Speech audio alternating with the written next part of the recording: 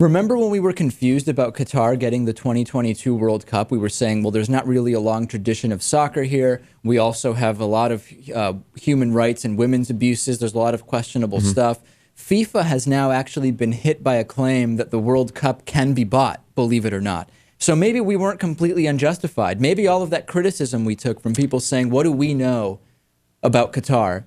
Maybe we were right. This was one thing we didn't discuss. We didn't discuss this. We were not speculating as to whether the World Cup was being bought. The accusations are that Qatar bought the right to have the 2022 World Cup in their country. This is deepening claims of corruption at the heart of FIFA. And apparently unscathed, Sepp Blatter is prepared to claim another term as president of FIFA. Now, of course, Qatar denied the allegation. And some are saying they have no idea why this allegation was even made. But I actually don't find myself to be that surprised, because I was incredibly surprised that Qatar had even been awarded the 2022 World Cup to start with. What's the insider talk on this, Natan? You had some information. To me, this seems perfectly feasible. Where is this investigation going? I don't really know. I'm not sure what the exact evidence is that the Bin Hammam guy, the Qatar guy, actually bribed anyone, but that's one of the accusations. But there's also a separate accusation on the vice president, Jack Warner. So I don't know. I mean, the main thing is that the image of FIFA is tarnished. So I'm thinking they might have to like re-vote on the 2022 World Cup bid. Even with the Olympics, I would say that this is probably false.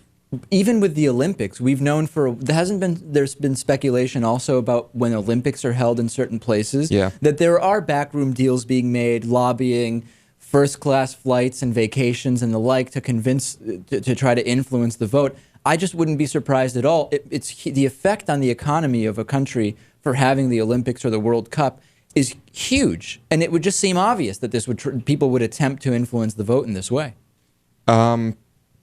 You're right. I think people would try to influence it, but I just don't see what FIFA really has to gain by accepting these offers, accepting any bribe. Like personally, listen, there's 24 members on the executive committee. 10 have been the subject of allegations of corruption in the last year. So clearly they just have personal gain at stake. Give me the gifts, give me the money, whatever it is they're receiving, and then I'll vote for you. Sure. Yeah, that could be it. I mean, what they have to gain seems obvious to me. We'll keep following it, and we'll see if it's eventually gotten to the bottom. Sounds a lot like our Congress. That's exactly my thought. It happens all the time in the political system. Why not with soccer?